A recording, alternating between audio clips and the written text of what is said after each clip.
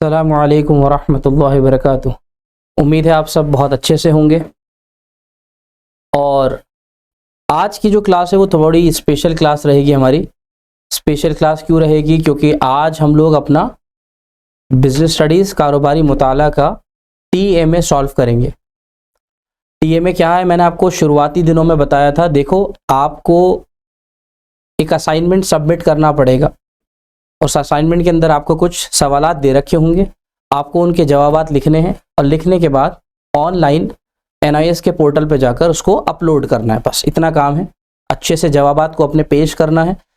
जवाबात आप खुद भी लिख सकते हो, किसी की हेल्प से लिख सकते हो, किताब की मदद से लिख सकते हो, उसमें कोई दिक्कत नहीं है। ठीक है जी, यानी खुला ओपन पेपर कहलाता है। आप इसके अंदर इसके जवाबात को ढूंढिए और अपने आंसर लिखकर अपलोड कर दीजिए। ठीक है जी। तो यहाँ पर काफ़ी हद तक ये नंबर आपके लिए बहुत सपोर्टिव रहेंगे। मान के चलें तो 20 नंबर हैं यहाँ पर आपके पास। तो 20 नंबर का खेल बहुत अच्छा है आपके लिए। अगर आप 20 में से 18, 17, 19 नंबर तक स्कोर कर लेते हैं तो फिर बचे हुए इम्तिहान के लिए जो आपको नंबर की ज़रूरत पड़ेगी वो कम पड़ेगी। तो TMA आप अच्छे से करेंगे जिससे आपको ज़्यादा से ज़्यादा अच्छे मार्क्स उसमें मिल सकें। तो आपके लिए फिर जो फाइनल एग्ज़ाम होगा उसके अंदर बड़ी सहूलत हो जाएगी। तो आपको जो पासिंग स्कोर करना होगा ना, उसमें आपको बड़ी हेल्प, बड़ी मदद मिलेगी। अगर हम मान के चलते हैं 33 वाला बच्चा पास होता है 100 में से, तो 33 में से अगर मैं सीधा सीधा सा बोलूँ आपको 17 नंबर आपके TMA में आ गए।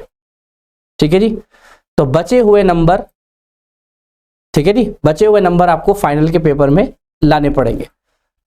तो ध्यान से करेंगे। TMA किस तरह से क्वेश्चंस होंगे, कहाँ से होंगे, ये आपके सामने मैंने TMA खोला है। एक एक क्वेश्चन को हम पढ़ लेते हैं। अच्छा, दूसरी चीज याद रखिएगा, आपके लिए इस वाले बैच के लिए एक सहूलत रही इस बार। वो क्या रही कि इससे पहले बोर्ड में ऐसा कुछ रूल नहीं था कि TMA के चैप्टर अलग थे और फाइनल के चैप्टर अलग थे। ऐसा कोई रूल नहीं था, लेकिन इस बार हो गया। आपके लिए बड़ी सहूलत है। आपने शायद उठ उठ कर दुआएं मांगी हैं अपने लिए, कि उन दुआओं का असर हमें नजर आया। वो दुआओं की नजर ये था कि आपका जो पूरा सिलेबस है, जो आपका पूरा सिलेबस है, वो सिलेबस 2 हिस्सों में बांट दिया गया। एक TMA और एक आपका फाइनल एग्जाम। पिछले बैचेस तक ऐसा कुछ भी नहीं था। सारा सिलेबस था, TMA में भी आता था, फाइनल में भी आता था। अब कुछ खास चैप्टर को सिर्फ TMA के लिए रखा गया है। जो चैप्टर TMA में पूछे गए हैं वो फाइनल में नहीं आएंगे। बहुत बड़ी सहूलत आपके लिए। अब इस सहूलत का भी फायदा अगर आपने ना उठाया तो भैया फिर तो क्या ही उठाया। तो इसको प्लीज बहुत अच्छे समझिएगा। आपके जो चैप्टर्स थे वो डिवाइड हो गए हैं, कुछ TMA में और कुछ फाइनल में। तो अब TMA के जो चैप्टर हुए हैं उन्हीं में से ये क्वेश्चन पूछे गए हैं। तो अब सबक नंबर देखते हैं कहां से शुरू होता है। पहले क्वेश्चन की तरफ चलते हैं, उससे पहले यहाँ पे नोट लिखा हुआ है। तो कभी भी ऐसे क्वेश्चन पेपर में नोट लिखा हुआ हो, जरूर उस नोट को एक बार पढ़ें। वो केयरफुल्ली पढ़ना बहुत जरूरी है। इंस्ट्रक्शंस होती हैं उसके अंदर के ध्यान रखना है आपको। क्या सभी सवालों के जवाब देने जरूरी हैं? अच्छा जी, हर एक सवाल के नंबर उसके सामने दिए गए हैं। ठीक है जी, बहुत बढ़िया है। जवाबी शीट के पहले सफे पर ऊपर की तरफ अपना नाम, रोल नंबर, AI, मरकज़ मुताला का नाम और मजमून वाज़े अल्फाज में लिखें। यानी आपको जब ये आंसर लिखने हैं तो जिस शीट पर आप ये लिखेंगे उसके ऊपर आपको ये सारी चीज़ें लिखनी है। आपका नाम, आपका रोल नंबर क्या है, आपका सेंटर कौन सा है, ये सब चीज़ें आपको उसके अंदर लिखनी पड़ेंगी।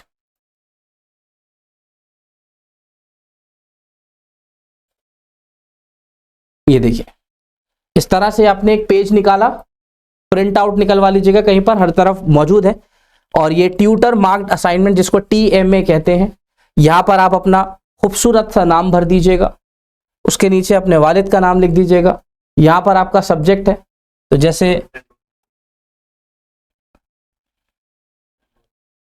जैसे मेरा नाम है तो मैंने लिख दिया फैज़ान। मेरे वालिद का नाम है इकबाल।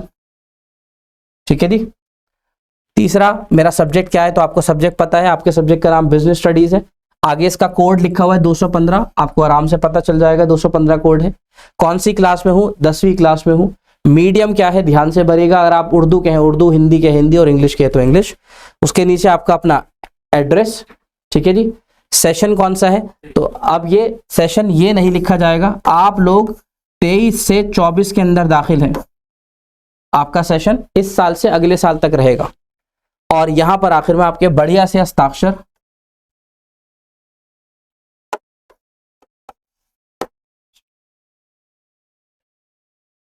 ऊपर यहां पर नाम के बाद रोल नंबर लिखना मत भूलिएगा, एनरोलमेंट नंबर, ये बहुत कीमती रहेगा आपके लिए। असल में यही आपकी पहचान है, एनरोलमेंट नंबर आप सबको ही मिला हुआ होगा, एनरोलमेंट नंबर नाम के आगे लिख दीजिएगा। तो इस तरह से पहला पेज फिल करिएगा, ये सबसे ज्यादा इंपॉर्टेंट है। आपने अंदर बड़े अच्छे अच्छे खूबसूरत आंसर लिखे और पहले पेज में ही गलती हो गई, तो फिर ये नंबर की मिस्टेक्स हो जाएगी, आपके नंबर सही खातों में नहीं चढ़ेंगे, पता चला आपके नंबर किसी और के खातों में चढ़ जाएंगे।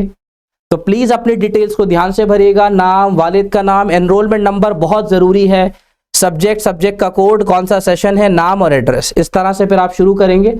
और मैं आपको सैंपल दिखा रहा हूं, ये A4 साइज शीट होती है, लाइनिंग शीट कहते हैं इनको हम, लाइन शीट ले लीजिएगा। बढ़िया सा खूबसूरत से ऊपर सवाल लिखा और यहां पर इन्होंने इसका जवाब लिखना शुरू करा, ये पूरा जवाब आ गया। ऐसे ही दूसरा सवाल, दूसरा जवाब, तीसरा सवाल, तीसरा जवाब, इस तरह से बाकी सवालात जवाबात का जो है सेशन चलता रहेगा।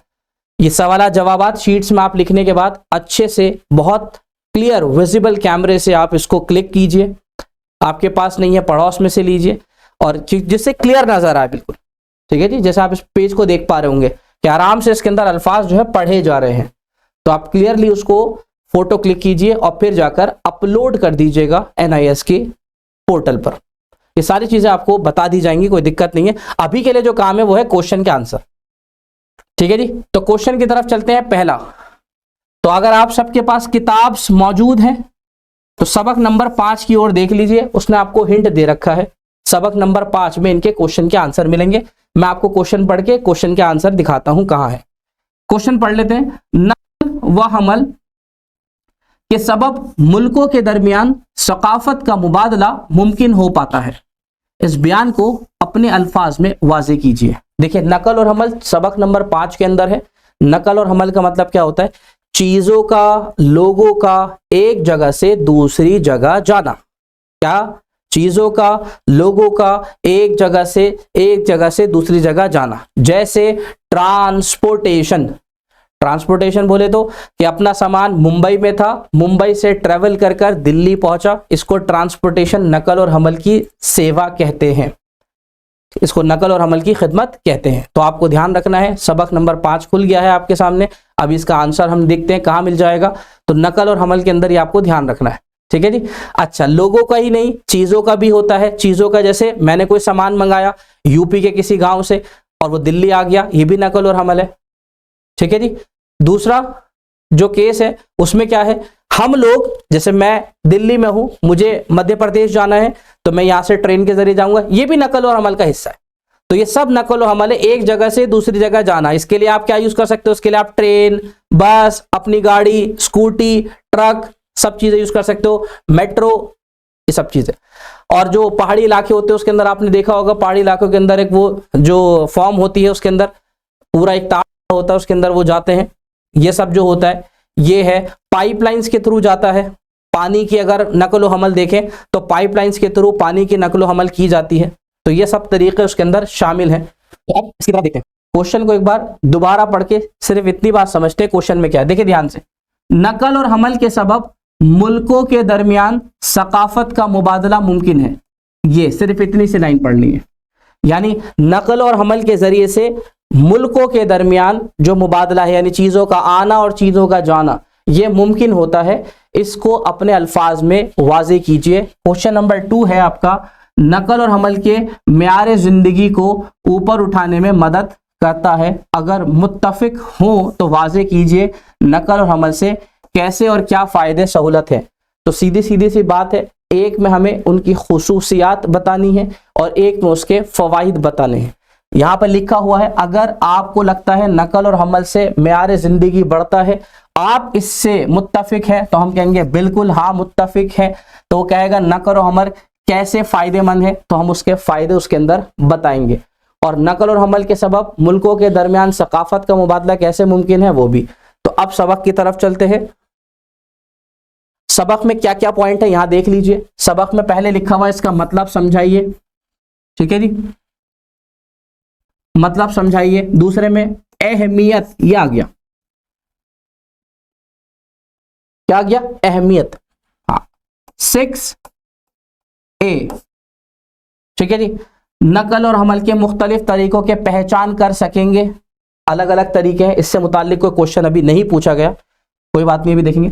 नकल और हमल के मुख्तलिफ तरीकों के फायदे और नुकसानात, तो हम सिर्फ फायदों की बात करेंगे। क्यों जी फायदों की बात क्यों करेंगे? क्योंकि क्वेश्चन के अंदर उसने कहा था आप मुत्तफिक हैं इस बात से कि नकलो हमल के जरिए से मेयार जिंदगी बढ़ता है, तो हम नुकसानात की बात ना करके सिर्फ उसके फवाइद की बात करेंगे। आंसर के अंदर सिर्फ उसके फवाइद लिखेंगे।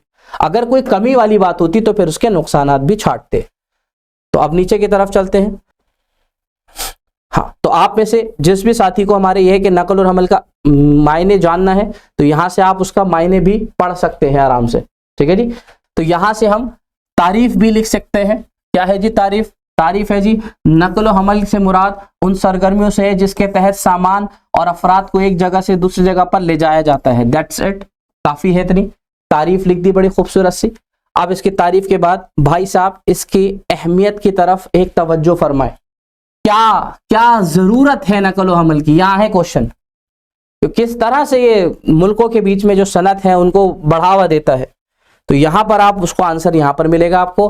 तो क्या अहमियत है? पॉइंट नंबर 1, सनतकारों और पैदाकारों को कच्चा माल मुहैया कराने में मदद करता है, सारिफीन को सामान मुहैया कराने में मदद करता है, लोगों का मेयार जिंदगी बेहतर बनाता है,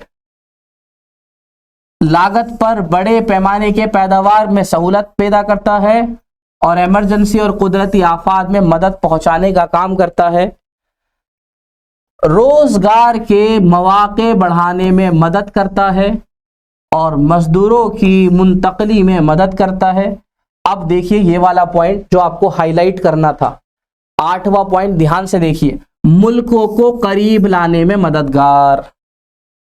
मुल्कों की बात हुई थी कि नकल और हमल आपस में मुल्कों के अंदर एक ताल्लुक पैदा करता है, ये है वो पॉइंट। अब आपने शुरू से अहमियत लिखनी शुरू करी, यहां तक आता है, आप आते आते आप थक गए और आप लिख ही नहीं पाए, तो आप समझ लीजिए आपने मेन पॉइंट छोड़ दिया, बाकी सब लिख दिया। फर्स्ट ए, तो फर्स्ट क्वेश्चन का आंसर है। आप प्लीज यहां नोट कर लीजिए, सफा नंबर लिखा हुआ है, सफा नंबर भी नोट कर लीजिए आप, ठीक है जी, 83 पेज नंबर। हाँ, अगर आपके पास अभी किताब मौजूद नहीं है कोई दिक्कत नहीं है, खाली पेज होगा आपके पास, पेज नहीं है डायरी होगी, डायरी भी नहीं है मोबाइल होगा, मोबाइल भी नहीं है तो भाई हाथों पे लिख लो, और कोई मजबूरी नहीं है, लेकिन लिख लो इसको, ठीक है जी। तो पेज नंबर 1 में पहले क्या करेंगे, नकल और हमल की बढ़िया सी तारीफ लिख के देंगे। तारीफ लिखने के बाद इस पूरे पॉइंट को बढ़िया से कॉपी करेंगे। किस तरह से नकल और हमल मुल्कों को करीब लाती है, तो हमने कहा देखो जी मुल्कों को करीब लाने में मदद करती है, इससे मुख्तलिफ ममालिक के लोगों के दरमियान सकाफती तहफ़्फ़ुम और रस्म और रिवाज और ख्यालात का तबादला होता है। अगर मैं नकल और हमल हटा दूं तो मुझे ये बता दो, अगर मैं नकल और हमल हटा दूं तो मुझे ये बता दो कि अगर मुझे कोई मशीन जर्मनी से मंगानी है तो मैं लाऊंगा कैसे, बिना नकल और हमल के कैसे हो सकता है।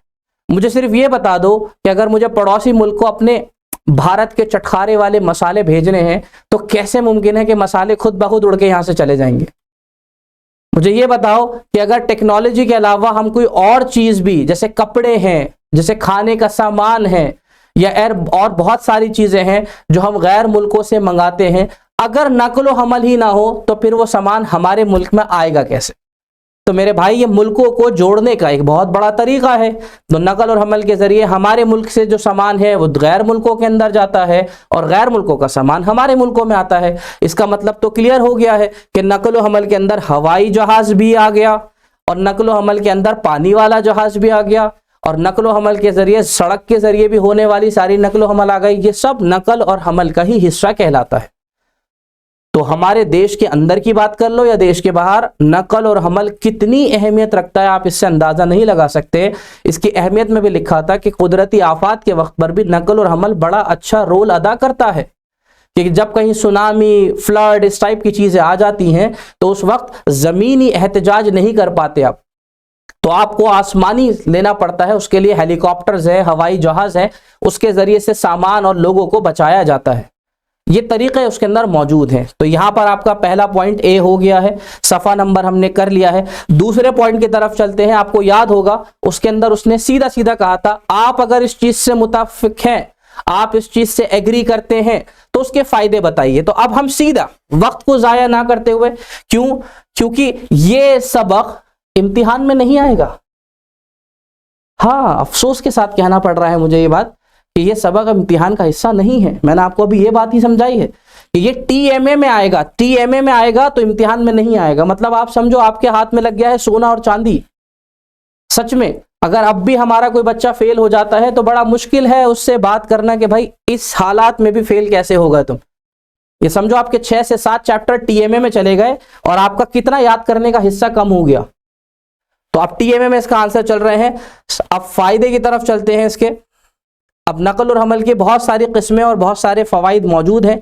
जैसे मैंने आपको बताया, सड़क भी है, हवाई नकल और हमल भी है, बहुत सारे नकल और हमल के हिस्से मौजूद हैं हमारे पास। ये देखिए पाइपलाइन, मैं आपको सिर्फ थोड़ा थोड़ा इसलिए दे रहा हूं कि एक इल्मी लिहाज से भी आपको याद रहे कि हाँ नहीं पढ़ा था लेकिन हमें पता है। ये पाइपलाइन के जरिए इलाकों के अंदर पानी पहुंचाया जाता है, तेल पहुंचाया जाता है, ये सब चीजें हैं। नेचुरल गैस पहुंचाई जाती है। ये देखिए माशाल्लाह बहुत बढ़िया हिस्सा है। ये भी रस्सी के जरिए होता है। पहाड़ी इलाकों में जाओ तो सफर नहीं कर पाते, एक जगह से पकड़ के फेंकते हैं दूसरी जगह पहुंच जाते हैं। बढ़िया सा हिसाब होता है। हवा पानी भी बढ़िया मिलता है हवा में।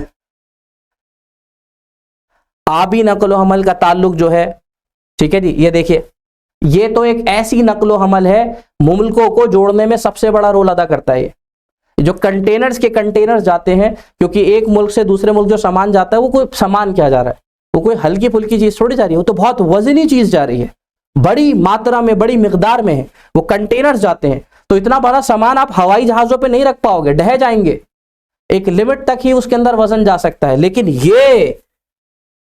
ये जो है इसके अंदर टन्स के हिसाब से वेट होता है, टन्स के हिसाब से, और खूब आराम से चलता है। ये टाइम जरूर लेता है लेकिन समझ लीजिए आप, ये बहरी ऐसे इलाके हैं आपके, एक समुद्री इलाके ऐसे हैं जिसके जरिए से पूरा वर्ल्ड आपस में एक दूसरे से कनेक्ट हो जाता है और हम एक दूसरे से सामान मंगा भी सकते हैं और भेज भी सकते हैं। ये सबसे ज्यादा इस्तेमाल होने वाली चीज है, सबसे ज्यादा। तो एक हवाई हो गया आपके पास, ठीक है जी। तो ये सबके फायदे नुकसान आ गए आपके पास। और अच्छा, अब हुआ ये है, एक बार क्वेश्चन फिर पढ़ लेते हैं। मैं आपको एक बार क्वेश्चन दिखाता हूं। दरअसल हुआ ये कि इसमें नकल और हमल के हिस्से बटे हुए हैं। सड़क का नकलो हमल, हवाई नकलो हमल और बहरी नकलो हमल, पानी के जरिए वाला। ये अब यहां पर क्या लिखा हुआ है नीचे वाला, नकलो हमल के मेयार जिंदगी को ऊपर उठाने में मदद करता है। अगर मुत्तफिक हो तो वाज़े कीजिए। देखिए इसकी और इससे क्या फायदे हैं और सहूलत है वो। तो फायदे और सहूलत के लिहाज से आप देख लीजिए, 2 नंबर का ये क्वेश्चन बैठ रहा है आपका। अब मैं आपको अहमियत दोबारा खोल के दिखाता हूं। अहमियत वाले पॉइंट पर ही चलते हैं। सबसे पहले सबक के अंदर पहले सफे पर ये देखिए, पहले सफे की तरफ ही चलते हैं। जहां से हमने पहले का आंसर निकाला था ना, वहीं से निकलेगा इसका आंसर। या अहमियत में चलते रहिए जरा ध्यान से, देखिए ध्यान से चलिए। अब मुझे बताइए कौन सी अहमियत में लिखा हुआ है कि लोगों का मेयार जिंदगी बढ़ाती है। बताओ कौन सी अहमियत पर लिखा हुआ है, अहमियत नंबर कौन सी है। लोगों का मेयार जिंदगी बढ़ाता है नकलो हमल, कौन सी नंबर अहमियत है। 3 नंबर। आराम से किताब में देख लो आप। नकलो हमल अहमियत क्या लिखा हुआ है, लोगों का मेयार जिंदगी बेहतर बनाना। लो जी, सीधा सीधा पॉइंट खुला रखा है हमारे सामने। तो ये हमारे फर्स्ट क्वेश्चन का बी पार्ट हो गया। फर्स्ट क्वेश्चन का बी पार्ट। किसी साथी को कोई दिक्कत तो नहीं है। अहमियत के अंदर दोनों आंसर मिल गए आपको। 2 नंबर के क्वेश्चन है ये, थोड़ा सा दिखवाएगा ज्यादा। 2 नंबर के क्वेश्चन है, 2 पॉइंट है, 2 में से 2 मिलने चाहिए आपको। इसको लिखेंगे। अगर आपको लगता है क्योंकि अपना भी एक जहन और अपना भी एक इल्म होता है। अगर आपको लगता है मैं इसके अंदर कुछ और ऐड कर सकता हूं, पढ़कर भरपूर लिखिए, कोई दिक्कत नहीं है, लेकिन एक वर्ड लिमिट सेट हुई हुई है, उससे ज्यादा मत लिखिएगा। उसको भी समझ में आता है कि फिर आप हद से ज्यादा लिख रहे हैं, इसका मतलब कुछ आए वाए बातें लिख रहे हैं फिर, ठीक है जी, ऐसा होता। तो पहले के दोनों आंसर मिल चुके हैं आपको। कहां पर मिले? नकलो हमल की अहमियत के अंदर ये आपको दोनों आंसर मिले हैं। पेज नंबर हमने आपको नोट करा दिया है, और ये आपका कौन सा सफा है? 82। लिख लीजिए कहीं डायरी पे, 82 का पॉइंट नंबर 3, ठीक है जी। बाकी पूरी कोशिश करेंगे इंशाल्लाह आपका अच्छे से अच्छा टीएमए हो। इसका हो गया। चलिए पहला सबक खत्म हुआ, पहले चैप्टर की बात खत्म हो गई, 5वें चैप्टर की। ये क्वेश्चन डन हो गया, डन। आओ जी प्रश्न नंबर 2 की तरफ चलते हैं। 2 मिनट।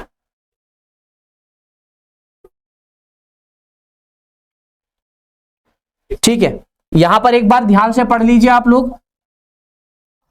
अपनी तरफ से हमने दोनों बता दिए हैं। यहां लिखा हुआ है दर्ज झेल सवालों में से किसी एक का जवाब तकरीबन 40 से 60 अल्फाजों में लिखिए।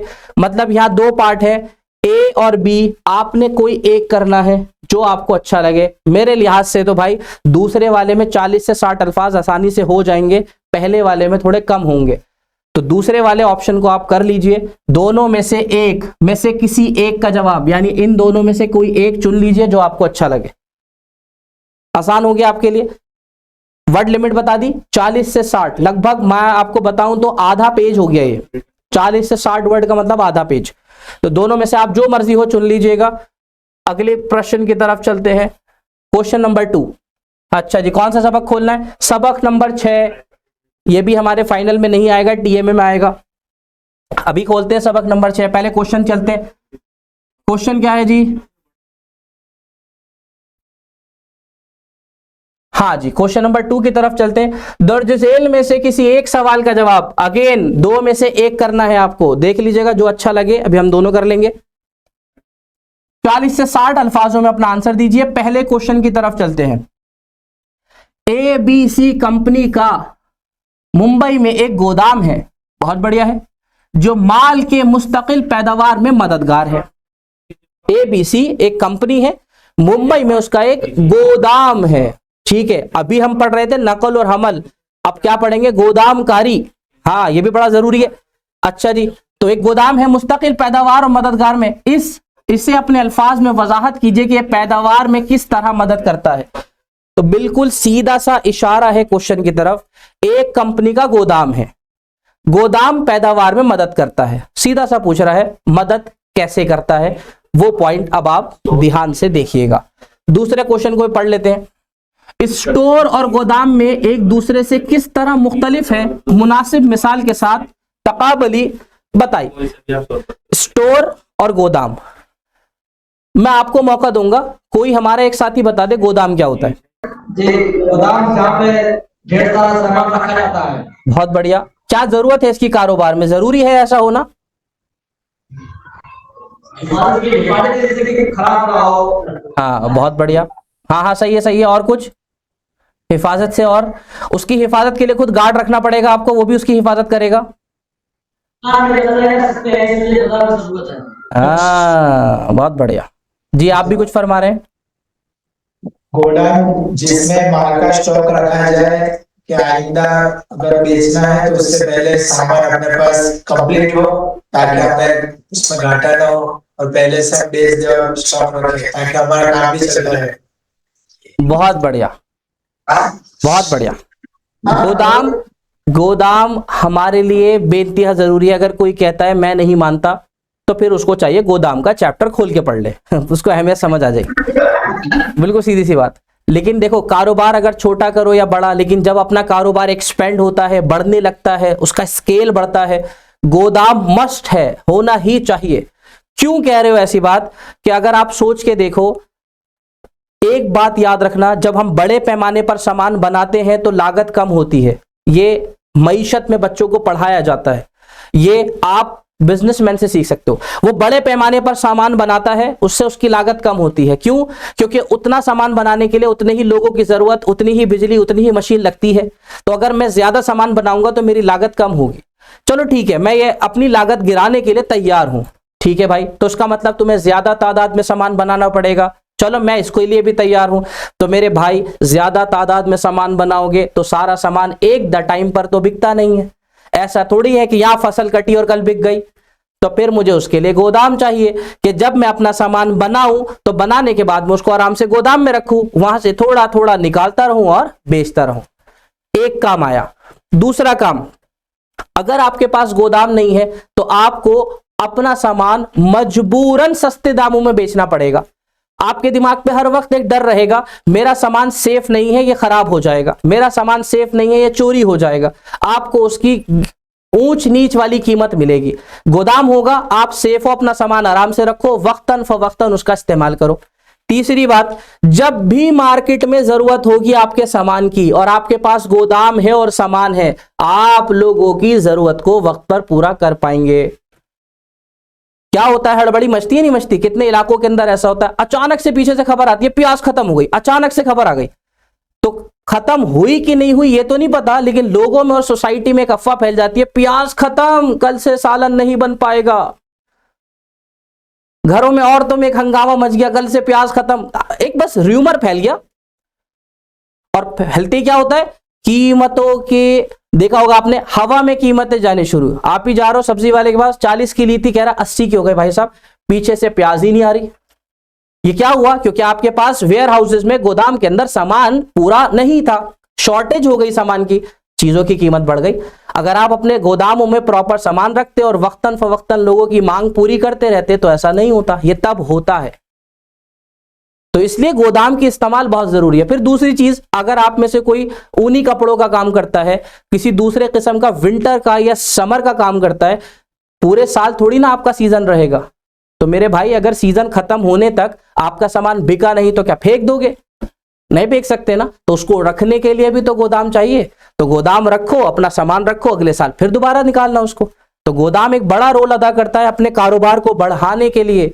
आपने शायद ही कोई बिजनेस देखा होगा जो बिना वेयर हाउस के हो और बहुत बड़े लेवल पे काम कर रहा हो। बिना वेयर हाउस के बहुत मुश्किल है।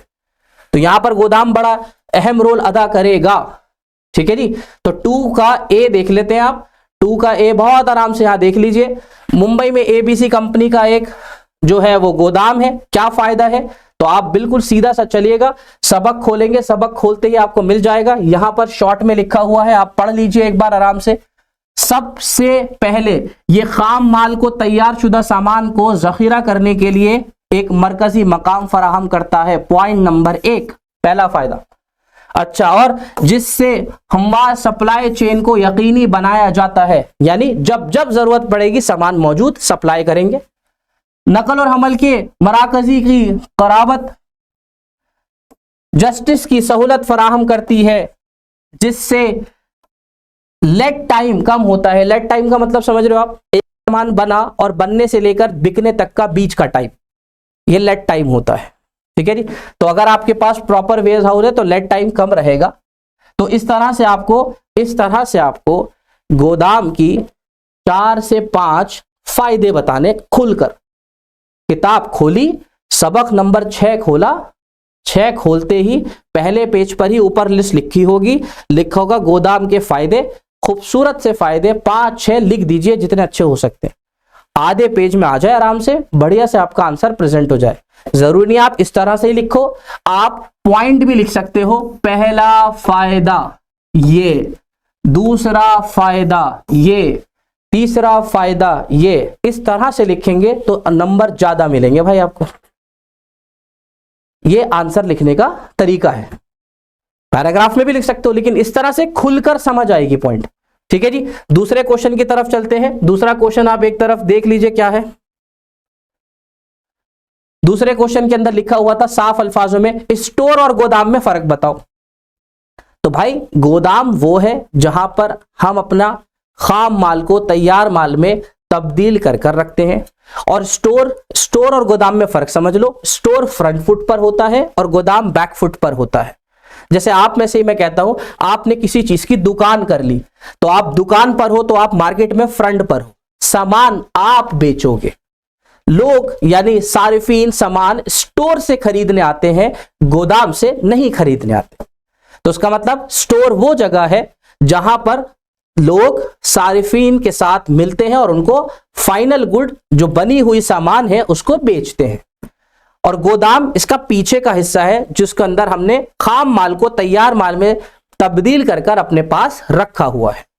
ठीक है जी, तो ये फर्क होता है दोनों के अंदर, स्टोर में और वेयर हाउस के अंदर। यहां पर आप आंसर देख लीजिए एक बार पढ़कर।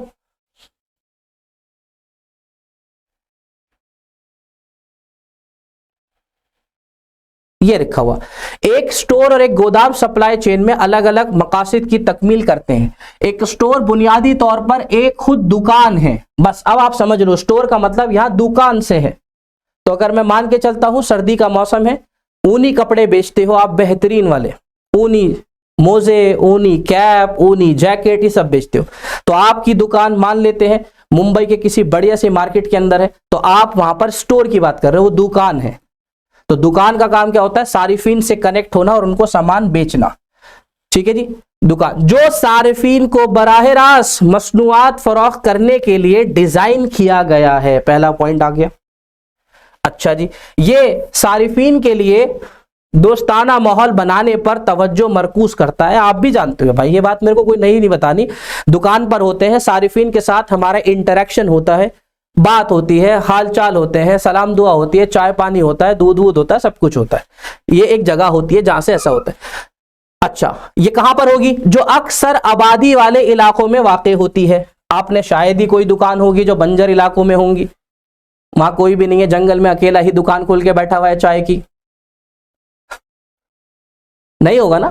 बंजर इलाकों में दुकान का काम ही नहीं है, दुकान खुलेगी इलाके के अंदर। लेकिन गोडाउन हो सकता है, हाँ गोडाउन बना सकते हो, क्योंकि गोडाउन के अंदर सारिफीन का कोई ताल्लुक ही नहीं है। आपको अपना सामान स्टोर करना है, जहां सेफ लगेगा वहां करोगे, जहां सस्ता मिलेगा, बढ़िया मिलेगा।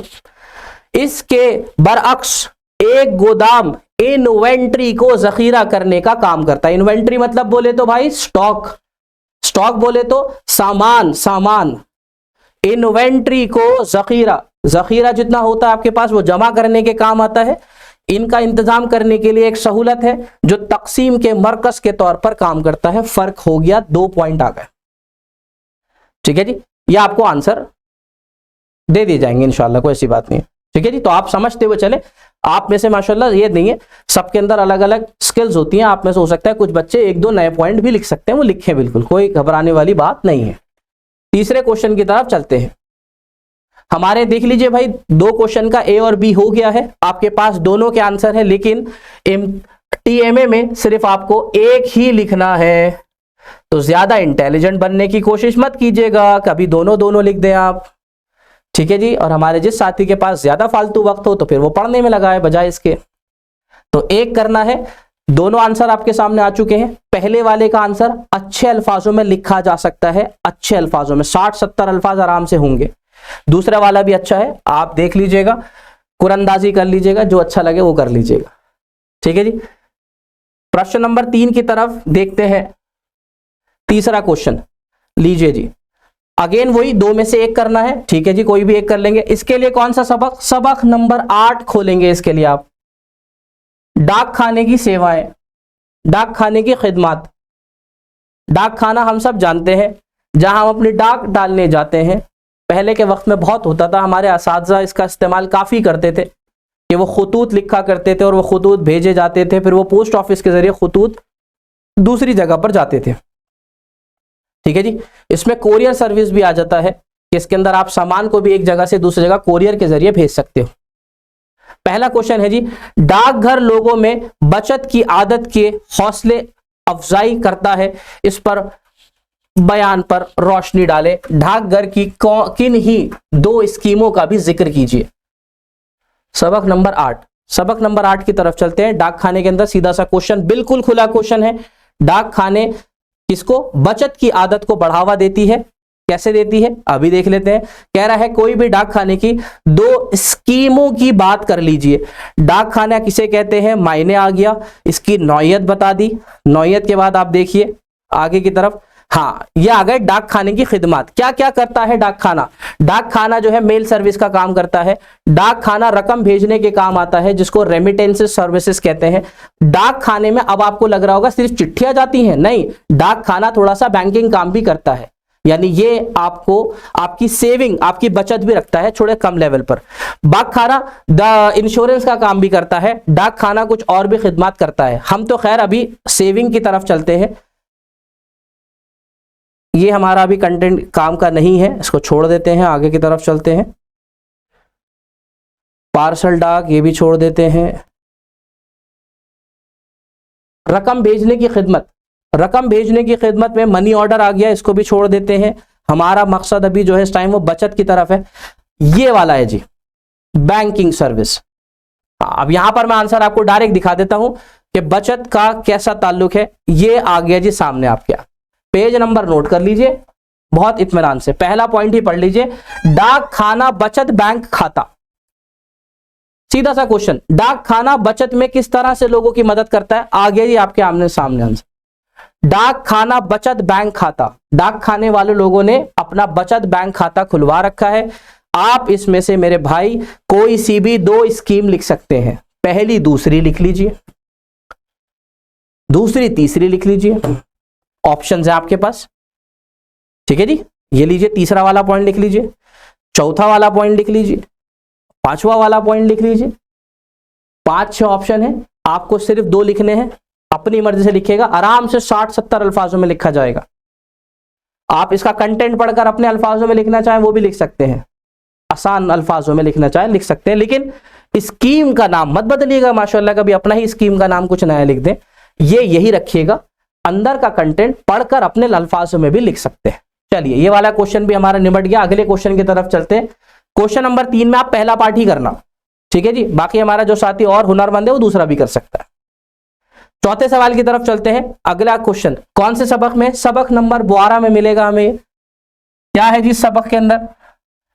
उस अमल का नाम बताएं और वजाहत कीजिए जिसके जरिए एक फर्द रकम की अदायगी के जरिए दूसरे शख्स से कुछ सामान या जायदाद अपने नाम पर मुंतकिल करवाता है। सबक नंबर 12 भी खोलेंगे, मैं आपको दिखाऊंगा।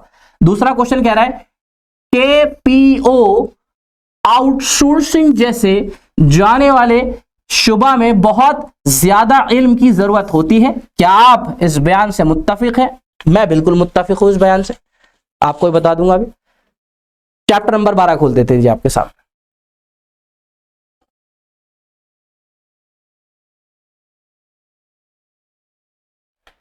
चैप्टर नंबर 12 खरीद और फरोख्त, ठीक है जी।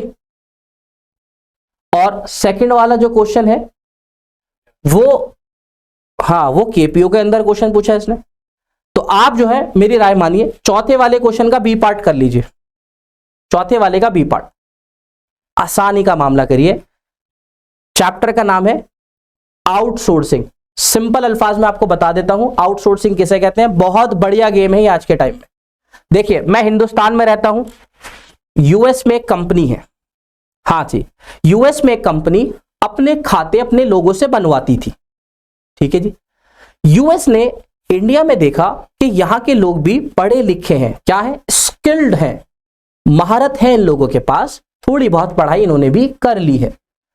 US ने सोचा कि जो काम हम खुद से कर रहे थे, अगर ये हम खुद ना कर इंडिया के लोगों को सौंप दें और उनसे ये काम करा ले तो क्या ही अच्छा होगा। क्यों अच्छा होगा? क्योंकि हम यहां से $1 फेंकेंगे और वहां पर वो 83 रुपए बनकर निकलेगा। डॉलर और रुपये का रेट आपको पता ही है, फर्क है। वो $1 हमारे 83-84 रुपए की कहानी है। तो वो हमारे पास अगर $10 भी फेंकेंगे तो यहां पर वो 850 रुपए के आसपास बैठेंगे।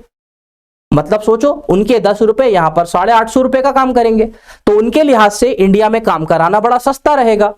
तो इसी गेम को आउटसोर्सिंग कहते हैं, इसी गेम को आउटसोर्सिंग कहते हैं। अपना काम जो आप पहले खुद करते थे वो अब आप खुद ना कर किसी दूसरे मुल्क से या दूसरी देश की कंपनी से करवा रहे हो और बदले में उनको पैसे दे रहे हो।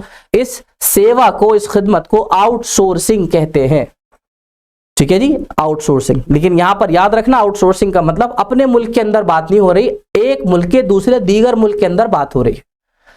एक और मिसाल ले लीजिए, आप में से माशाल्लाह को पढ़ाई वढ़ाई का काम करता है, उसके पास काफी सारा काम है, वो अपने खाते खुद ही लिखता था, अपने नोट्स खुद ही बनाता था। फिर उसने क्या करा, उसके पास वक्त की तंगी हो गई, वक्त की तंगी हो गई और उसको ये महसूस हुआ कि अगर मैं इस काम को करने में वक्त लगाऊंगा तो दूसरी जगह से जो मेरी आमदनी आती है वो इसके मुकाबले कम हो जाएगी। उसने सीधा सा एक काम करा, एक जगह बात करी, उसने कहा भाई साहब मेरा ये काम कर दोगे, बदले में मुझसे पैसे ले लेना। अब ये क्या हुआ, मैंने अपना जो हल्का काम था वो किसी और को सौंप दिया और उसके बदले में उसको पैसे दे दिए, मेरा काम हो गया, उसको पैसे मिल गए। इस सेवा को आउटसोर्सिंग कहते हैं। ठीक है जी। आउटसोर्सिंग में दो ही किस्म होती हैं, एक का नाम है बीपीओ और एक का नाम है केपीओ। बी बोले तो भाई बिजनेस और यहां पर के बोले तो उसका मतलब है नॉलेज। और क्वेश्चन जो आपका पूछा गया ना फोर्थ के बी पार्ट में, वो केपीओ पर पूछा गया है। तो केपीओ के लिए साफ क्वेश्चन पूछा गया है, क्या केपीओ के लिए महारत हासिल होना जरूरी है? तो आप लिखोगे हां। बीपीओ और केपीओ में फर्क ये है कि केपीओ में माहिरीन को ही रखा जाता है। किसको रखा जाता है मेरे भाई? माहिरीन को। वर्ड ही नॉलेज से बना है और नॉलेज का मतलब आपको पता ही है। ठीक है जी। तो केपीओ के अंदर माहिर को रखा जाता है। ये वाला जो पॉइंट हम ये वाला पॉइंट खोलेंगे, इसका थर्ड वाला। ठीक है जी।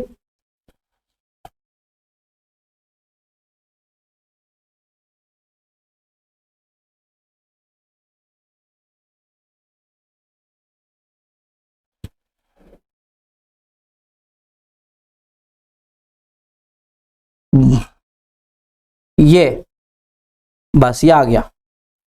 केपीओ को लेकर उसने पूछा है आपसे, क्या केपीओ के लिए माहिरीन और माहिर लोगों को ही रखा जाता है? तो आप बिल्कुल कहेंगे हाँ, केपीओ के लिए माहिरीन लोगों को रखा जाता है।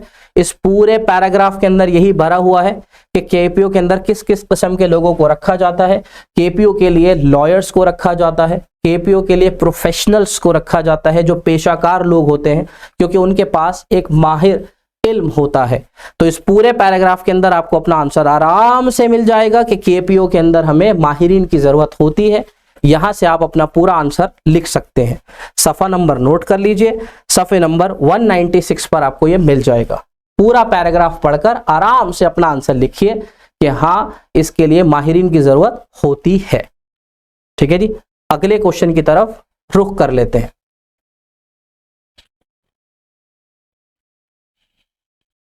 अगला क्वेश्चन यानी पांचवा क्वेश्चन हमारा, पांचवें क्वेश्चन की तरफ चलते हैं। कह रहा है दर्जझेल सवालों में किसी एक का सवाल दीजिए। अब देखिए जरा ध्यान से, अल्फाजों की जो लिमिट है वो बढ़ गई है, 100 से 150 हो गई है और सामने इसके नंबर भी बढ़ गए हैं। अब ये 2 नहीं 4 नंबर का हो गया है क्वेश्चन, इसीलिए ज्यादा लिखना पड़ेगा। कौन सा करूं जी? वरुण एक बिचौलिया जो थोक फरोख्त करने वालों या पैदाकारों से सामान खरीदता है और उन्हें सार्फिन को फरोख्त करता है। ठीक है जी। वरुण के जरिए बिचौलियों के तौर पर किए जाने वाले किन्हीं कामों की फहरिस्त बनाइए। यानी वरुण कौन है? एक बिचौलिया है। जो बिचौलिया मतलब, ये गलत मत लीजिएगा, बिचौलिया का मतलब यहां पर बिचौलिया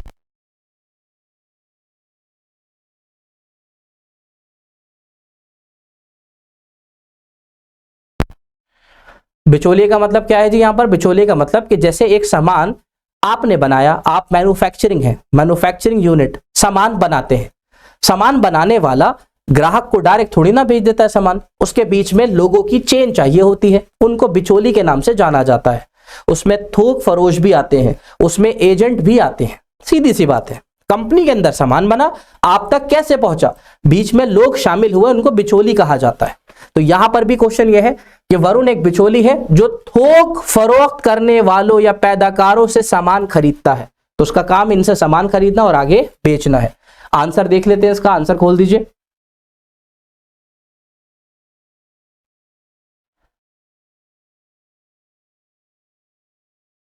देखिए फिफ्थ का आंसर सबक में आराम से आपको मिल जाएगा। मिस्टर वरुण एक मिडलमैन के तौर पर है। मिडलमैन समझ गए आप? वही बिचौली वाला अल्फाज है, इंग्लिश में थोड़ा तमीज से कह रहे हैं हम, मिडलमैन। ठीक है जी, बिचौली ही कहते हैं इसको हम। मिडलमैन के तौर पे तकसीम के अमल में किए अहम काम अंजाम देता है। वो क्या क्या काम करता होगा, उसके काम गिनवाने आपको। तो पहला पॉइंट हो गया सोर्सिंग और कॉर्पोरेटमेंट। दूसरा पॉइंट हो गया तकसीम और रसद। तीसरा हो गया मार्केटिंग, रिसर्च और केमिस्टर इंटरेक्शन। ये 3 से 4 आपको उसके काम गिनवाने हैं। आप सबक खोलेंगे, बिचौलियों के काम लिखे हुए होंगे, 3 से 4 काम उसके आप गिनवा दीजिएगा, आराम से आपको मिल जाएगा। ठीक है जी, अगले क्वेश्चन पे चलते हैं। तो इसमें भी 5 ए और बी में से ए वाला ही कर लीजिएगा, आसान है ए वाला। ठीक है जी, छठे क्वेश्चन में चलते हैं। क्या है? मिस्टर अमन एक मैन्युफैक्चरर हैं और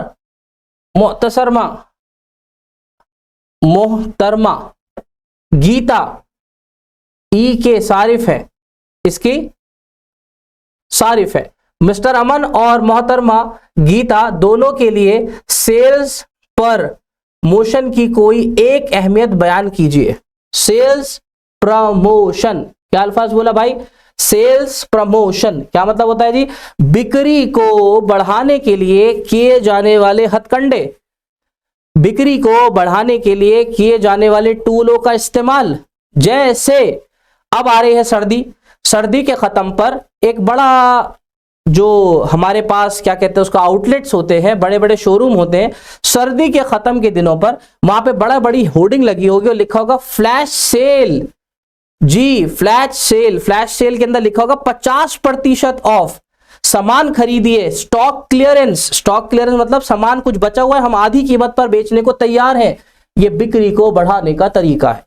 बिक्री को बढ़ाने का और कोई तरीका बताओ? तो मैंने आपसे कहा भाई साहब कुकर खरीद लो, कुकर 2 किलो चावल भी मुफ्त दूंगा। खरीदते हो?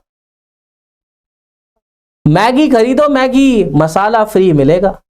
बेचने के तरीके हैं, बेचने के तरीके हैं। मोबाइल खरीदो, चार्जर मुफ्त मिलेगा। होता है नहीं होता?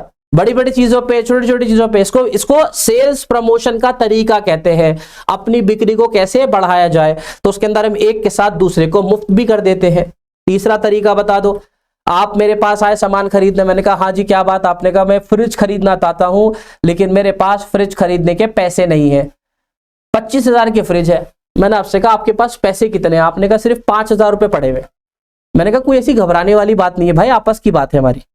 आप आज 5,000 रुपए दे दो और बाकी पैसे आप किस्तों में दे देना। इसको हम क्या कहते हैं? 0% EMI, इजी मंथली इंस्टॉलमेंट्स। मैं आपसे इसके ऊपर कोई ब्याज नहीं लूंगा, जो कीमत बनती है उसके मैं हिस्से कर दूंगा और आप अपना सामान ले जाइए, बेफिक्र होके ले जाइए, फ्रिज यूज करिए, ठंडा पानी पीजिए और हर महीने की मेरी मंथली किस्त देते रहिएगा। आप भी खुशी खुशी महसूस करके बोले यार ये तो बड़ा आसान था, 5,000 अभी दे दिए, बाकी के 20,000 रुपए मैं इनको किस्तों की शक्ल में दे दूंगा। बिक्री बढ़ाने का तरीका, अगर आप 25,000 पैसा ना लाए होते तो आप फ्रिज खरीद ही नहीं पाते, लेकिन मुझे बेचनी थी, बेचने का मैंने एक नया तरीका निकाला कि आप अपना सामान किस्तों में दे देना, पैसे तो तब भी आएंगे। इसे कहते हैं, ये कहलाते हैं सेल्स प्रमोशन की तरीके। तो बहुत सारे तरीके हमारे पास मौजूद हैं। गिफ्ट ऑफर भी निकालते हैं, सैंपलिंग भी करते हैं, बहुत सारे तरीके हमारे पास मौजूद हैं। आपको यह भी देखा होगा डिस्काउंट वाला ऑफर लगा होता है, ऑफर लिखा होता है 40% ऑफ, 30% ऑफ, ये सब सेल्स प्रमोशन के तरीके हैं।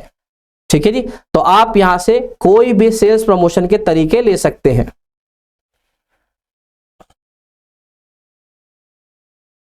देख लीजिए यहां पर, हर ताजिर चाहता है कि वो जिस सामान का सौदा करता है उसकी फरोख्त में इजाफा हो। हर इंसान चाहता है मेरी बिक्री बढ़े, तो बिक्री को बढ़ाने के लिए बिक्री के तरीके बढ़ाने पड़ेंगे। हाँ, वो पुराने तरीकों से नहीं चलेगी, थोड़ा बिक्री के तरीके लाने पड़ेंगे। मैंने आपको बताया ना बिक्री का तरीका, बड़ी चीज थी आप नहीं खरीद पा रहे थे, मैंने सहूलत दी ना आपको खरीदने की, आप खरीद पाए। और आप नहीं, आप जैसे हजारों लोग खरीद पाएंगे, मेरी तो बिक्री बढ़ गई, पैसा तो आ जाएगा मेरे पास। इसके लिए वो कई तरीके अपनाते हैं, जैसे आपने लखपति बनो, एडो में खूब आता था, आटा खरीदो सोने का सिक्का निकलेगा। लोगों ने आटा खाना तो बंद कर दिया, सोने का सिक्का ढूंढना शुरू कर दिया। खूब ऐड आते थे, हाँ इस आटे के अंदर है सोने का सिक्का, इस आटे के अंदर सोने का सिक्का। किसी ने अपना घर ही भर दिया आटे से, लेकिन सोने का सिक्का ना निकला उसका। बिक्री तो बढ़ गई, आटा तो बिक गया ना। ये होती है तरीके। मोबाइल खरीदो फॉरेन ट्रिप पे जाओ, मोबाइल खरीदो फॉरेन ट्रिप पे जाओ। सबने मोबाइल खरीदने शुरू कर दिया, फॉरेन ट्रिप किसी की भी ना निकली, घर के घर पे रह गए। ये होते तरीके बिक्री को बढ़ाने के। ठीक है जी। 1 किलो पैकेट में 30% इजाफा। स्क्रैच कार्ड, देखिए ये स्क्रैच कार्ड है, आप हमारे से सामान खरीदेंगे आपको स्क्रैच कार्ड मिलेगा, घर जाकर इससे सिक्के से रब करिएगा, उसके नीचे जो भी लिखा होगा वो आपको दे देंगे। तो उसके अंदर लिखा हुआ था सॉरी आपका कुछ भी नहीं निकला तो कुछ भी नहीं मिलेगा। ये स्कीम्स होती है मेरे भाई, इसको हम बोलते हैं सेल्स प्रमोशन स्कीम्स। और एक नहीं दो नहीं, आज मार्केट के अंदर लोग अपनी बिक्री को बढ़ाने के लिए बहुत पैसा खर्च करते हैं इसके ऊपर कि लोग इन्फ्लुएंस होकर खरीदे सामान, बस लोगों का जहन एक तरफ हो जाए, बस ये कर लेंगे तो ये हो जाएगा और ये करेंगे तो ये हो जाएगा। और इसके अंदर अभी मैं बाहर गया था अम्मी, तो उसके अंदर लिखा हुआ था एक ब्रश खरीदो तो दूसरा मुफ्त मिलेगा। ये क्या तरीका है? ये बेचने का तरीका है। फला दुकान पे लिखा हुआ था 3 स्वेटर के साथ 1 स्वेटर मुफ्त, तो अभी खरीद लेता हूं, जबकि सर्दी जा रही है तो अगले साल के लिए खरीद लेता हूं। ये ऑफर्स कहलाते हैं जिसके जरिए से बिक्री को बढ़ाया जाता है। तो आप यहां से कोई भी 2-4 ऑफर लिख सकते हैं। अल्हम्दुलिल्लाह हमारा असाइनमेंट हो गया है, उम्मीद है कि आप लोग ये लिख लेंगे। फिर भी अगर उम्मीद कम पड़ी तो हम आपकी जो भी मदद होगी इंशाल्लाह करेंगे। ठीक है इंशाल्लाह। अस्सलामु अलैकुम वरहमतुल्लाहि वबरकातुहू।